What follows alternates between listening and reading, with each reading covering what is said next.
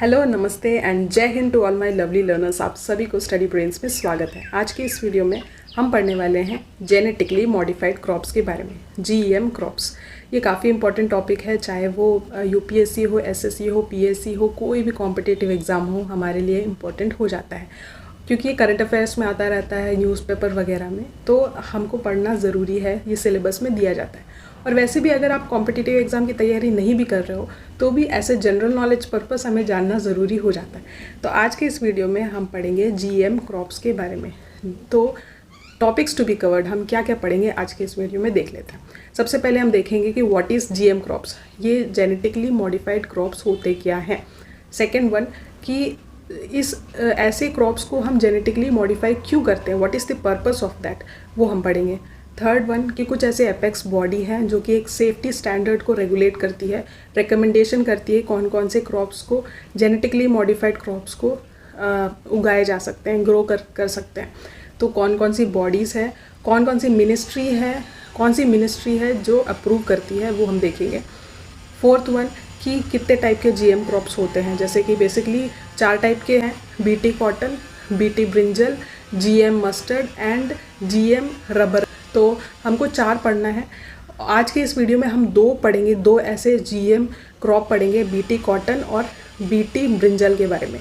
Next video में part 2 जो GM crop का आएगा उसमें हम पढ़ेंगे बाकी जो बचे हुए 2 जीएम क्रॉप्स हैं, जो जीएम मस्टर्ड और जीएम रबर के बारे में, वो हम कवर करेंगे। क्योंकि वीडियो लंबी हो जाएगी तो थोड़ा सा बोरिंग लगने लगेगा।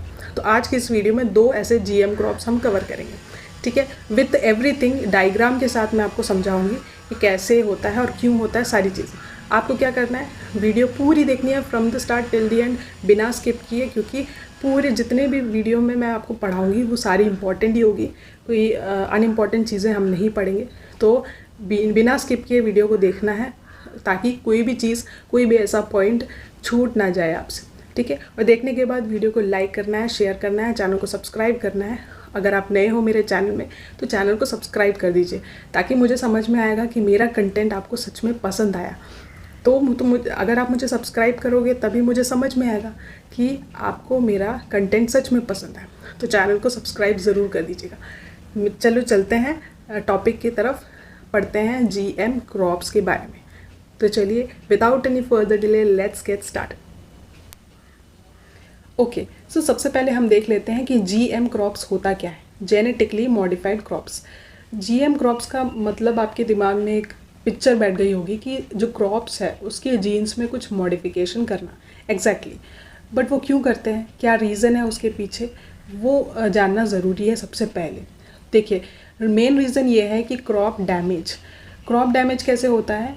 नॉर्मली जो क्रॉप जो डैमेज होता है just because of paste attack की वजह से, जैसे कि इंसेक्ट्स होते हैं वो क्रॉप को खा जाते हैं, तो पेस्ट अटैक की वजह से क्रॉप जो होती है वो डैमेज हो जाती है। सेकेंड रीज़न ये है कि हर्बिसाइड का एक्सेसिव यूज़ होने की वजह से, जैसे कि मान लीजिए हर्बिसाइड्स एक दवाई है, वो अगर हम एक्सेसिव तरीके से यूज़ करेंगे, छिड़केंगे, तो जो अनवांटेड वीड्स हैं वो तो मर जाएंगे, लेकिन साथ में जो क्रॉप्स होते हैं वो भी मतलब डैमेज हो जाती है। तो सेकेंड पॉइंट ये है कि क्रॉप डैमेज होने का सेकेंड रीज़न हर्बिसाइड का एक्सेसिव यूज़ या फिर पेस्टिसाइड्स का एक्सेसिव यूज़। तो इन सारे रीजंस की वजह से क्रॉप का डैमेज होता है, ठीक है। तो जेनेटिकली मॉडिफाइड जो क्रॉप्स हैं वो इसलिए डेवलप किए गए हैं ताकि उसके जीन्स में कुछ इस तरीके से एडिटिंग की जाए कि हाँ वो पेस्ट अटैक से टॉलरेंट रह सके, मतलब इंसेक्ट्स उसको खा ना पाए। सेकेंड रीज़न कि हर्बिसाइड्स अगर एक्सेसिव तरीके से यूज़ भी करे तो भी वो टॉलरेंट रहे, मतलब कि वो क्रॉप डैमेज ना हो। तो इन सब रीजंस की वजह से जीएम क्रॉप्स को डेवलप किया गया, मतलब उसके जीन्स में कुछ इस तरीके से एडिट करेंगे जिसकी वजह से इंसेक्ट्स या फिर हर्बिसाइड्स वगैरह से टॉलरेंट रह सके, रेजिस्टेंट रह सके। तो आई होप आपको एक बैकग्राउंड सेट हो गया होगा अबाउट जीएम क्रॉप्स, ठीक है। तो जीएम क्रॉप्स ये जो टॉपिक है, ये जो कॉन्सेप्ट है, इसको डेवलप किया गया यूएसए की मोसेंटो नाम की एक कंपनी में। सो इंडिया में एक एपेक्स बॉडी है जो सेफ्टी स्टैंडर्ड्स को रेगुलेट करती है, साथ में रेकमेंड करती है कि कौन से क्रॉप्स को वो कमर्शियली कल्टीवेट किया जा सकता है।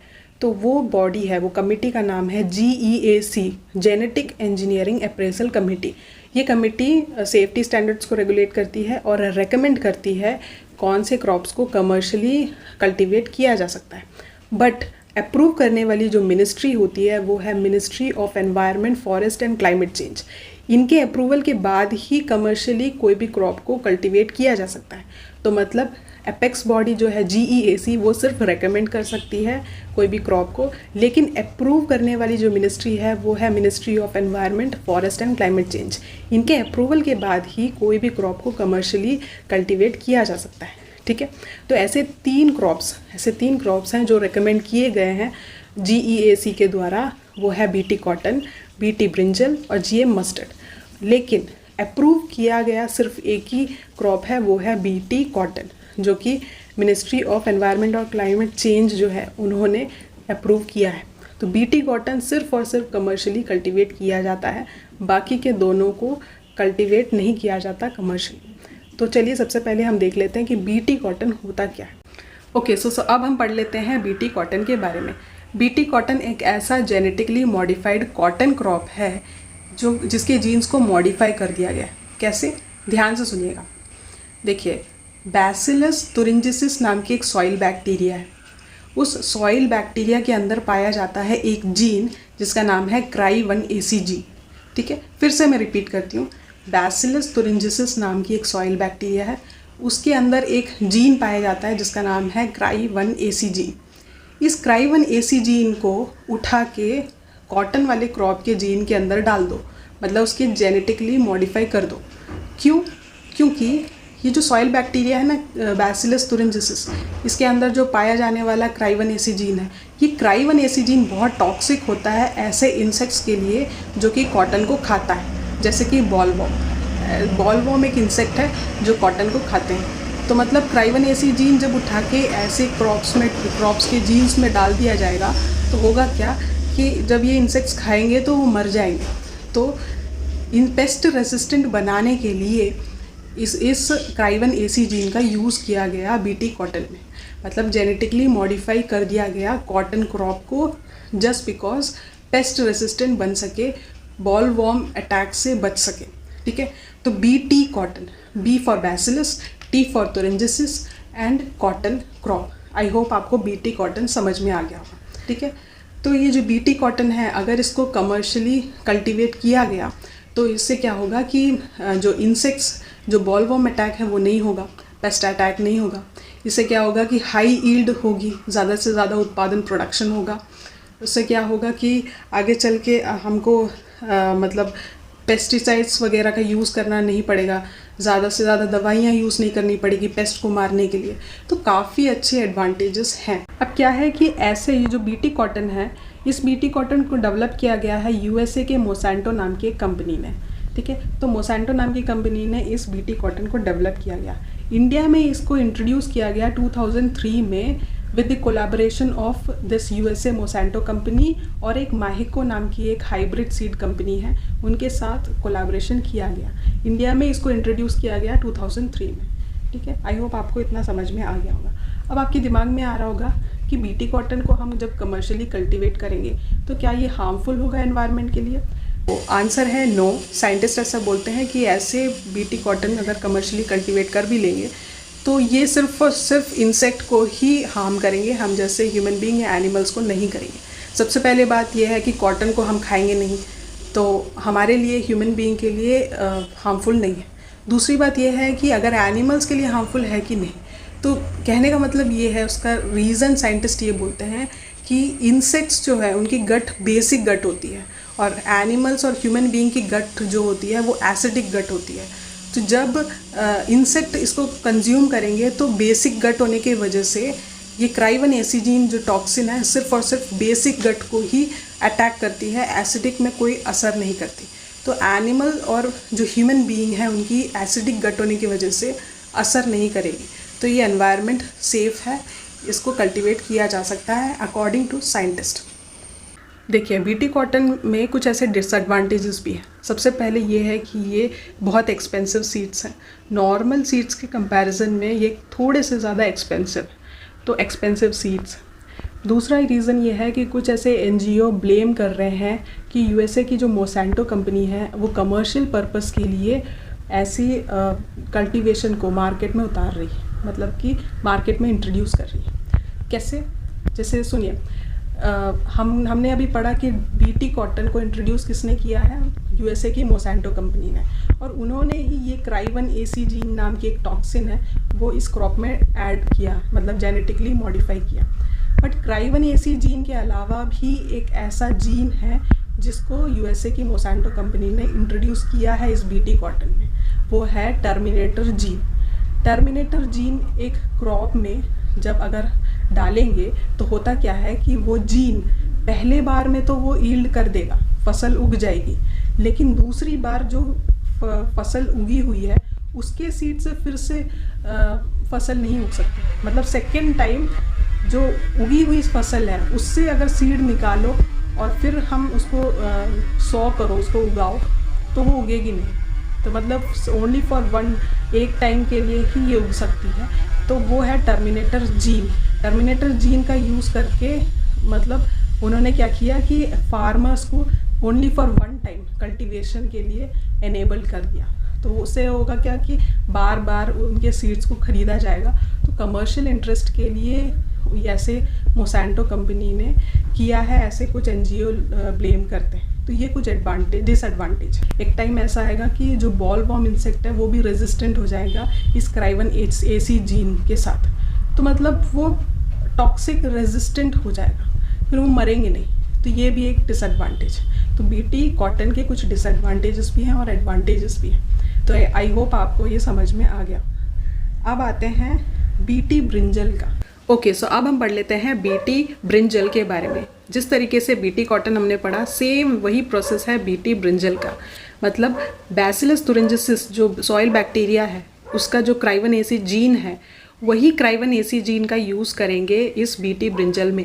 मतलब कि सेम जीन का यूज़ करेंगे जो हमने बीटी कॉटन में पढ़ा था, ठीक है। बट डिफरेंस ये होगा कि हमने बीटी कॉटन में जो इंसेक्ट पढ़ा था वो था बॉल वॉर्म। बॉल वॉर्म जो इंसेक्ट है वो कॉटन को खाता है, बट यहाँ पे ब्रिंजल को खाने वाला जो इंसेक्ट होगा वो है फ्रूट एंड शूट बोरर, जिसको हम इंग्लिश में साइंटिफिक नेम में लेपिडेप्टेरॉन भी बोलते हैं। तो लेपिडेप्टेरॉन जो fruit and shoot borer insect है, ये ब्रिंजल को खाता है। तो उससे बचने के लिए क्राइवन-AC जीन जो कि बैसिलस तुरिंजिसिस नाम की सॉइल बैक्टीरिया में पाई जाती है, जो टॉक्सिक है ऐसे इंसेक्ट के लिए, उसका जीन निकाल के इस ब्रिंजल वाले क्रॉप के सीड में डाल देंगे। क्रॉप के सीड में डाल देंगे।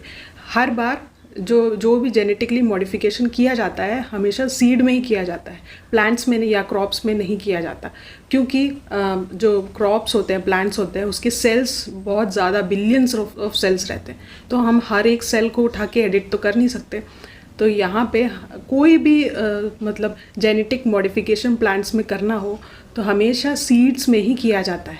तो जब वो सीड को हम ग्रो करेंगे, वो प्लांट जैसे ग्रो होगा तो सारे सेल्स में वो जेनेटिक मॉडिफिकेशन वहाँ पहुँच जाएगा, ठीक है। तो यहाँ पे जो बीटी ब्रिंजल है, इसके जीन्स में जेनेटिक मॉडिफिकेशन करेंगे, मतलब उसके सीड्स के जीन्स में जेनेटिक मॉडिफिकेशन करेंगे, जिसमें क्राइवन-AC जीन जो है, जो एक सॉइल बैक्टीरिया में पाया जाता है बैसिलस तुरिंजिसिस, उस सॉइल बैक्टीरिया के जीन को उठा के इस ब्रिंजल में एडिट कर दो, मतलब ऐड कर दो, जिसकी वजह से जो fruit and shoot borer insect है वो उसको खा नहीं पाएगा। और इस तरीके से जेनेटिकली मॉडिफाइड ब्रिंजल क्रॉप तैयार हो जाएगा। जब उस सीड को हम सो करेंगे, बाद में वो बड़ा होगा, एक प्लांट बनेगा, तो उसको हम बोलेंगे बीटी ब्रिंजल क्रॉप, ठीक है। B for bacillus, T for thuringiensis and brinjal. तो मतलब एक जेनेटिकली मॉडिफाइड ब्रिंजल क्रॉप बन गया। कैसे? बैसिलस तुरिंजिसिस के जीन्स को ऐड किया गया उस ब्रिंजल में, दैट्स वाई उसको हम बोलते हैं बीटी ब्रिंजल। आई होप आपको ये बीटी ब्रिंजल का कॉन्सेप्ट समझ में आ गया होगा, ठीक है। अब जो बीटी ब्रिंजल है, बीटी ब्रिंजल को इंडिया में डेवलप किसने किया? देखिए, इंडिया में कुछ यूनिवर्सिटी है, जैसे कि university of agriculture science Dharwad Karnataka और तमिलनाडु एग्रीकल्चरल यूनिवर्सिटी। इन दोनों यूनिवर्सिटी ने मिलके क्या किया कि माहेको मोसेंटो नाम की यूएस कंपनी है, इसके साथ कोलैबोरेशन किया। आपको याद होगा माहेको मोसेंटो बीटी कॉटन में जो हाइब्रिड सीड वाली कंपनी थी माहेको, उन्होंने क्या किया, यूएस की जो मोसेंटो कंपनी है जिन्होंने डेवलप किया ये जीएम क्रॉप्स का जो कॉन्सेप्ट है, उनके साथ कोलैबोरेट करके बीटी कॉटन को बनाया। अब वो सेम माहेको मोसेंटो वाली कंपनी ने कोलैबोरेट किया इन यूनिवर्सिटी के साथ, university of agriculture science Dharwad Karnataka and Tamil Nadu agriculture university, इन दोनों के साथ कोलैबोरेशन करके बीटी ब्रिंजल का डेवलपमेंट किया इंडिया में।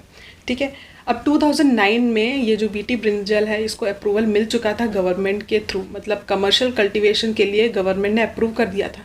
But for the some health hazard और एनवायरनमेंट के कुछ हज़ार्ड्स की वजह से जो गवर्नमेंट है, इंडियन गवर्नमेंट, उन्होंने टेम्परली एक मॉरेटोरियम इम्पोज कर दिया था इस बीटी ब्रिंजल में, मतलब एक तरीके से टेम्पररी बैन कर दिया था बीटी ब्रिंजल को। तो 2010 में बैन कर दिया था। और 2020 में अभी हुआ क्या कि गवर्नमेंट ने कुछ ऐसे इंडिजीनियस, मतलब कि इंडिजीनियस का मतलब हमारे खुद के गवर्नमेंट रन एग्रीकल्चरल इंस्टीट्यूशंस हैं, उन्होंने बीटी ब्रिंजल को डेवलप किया है।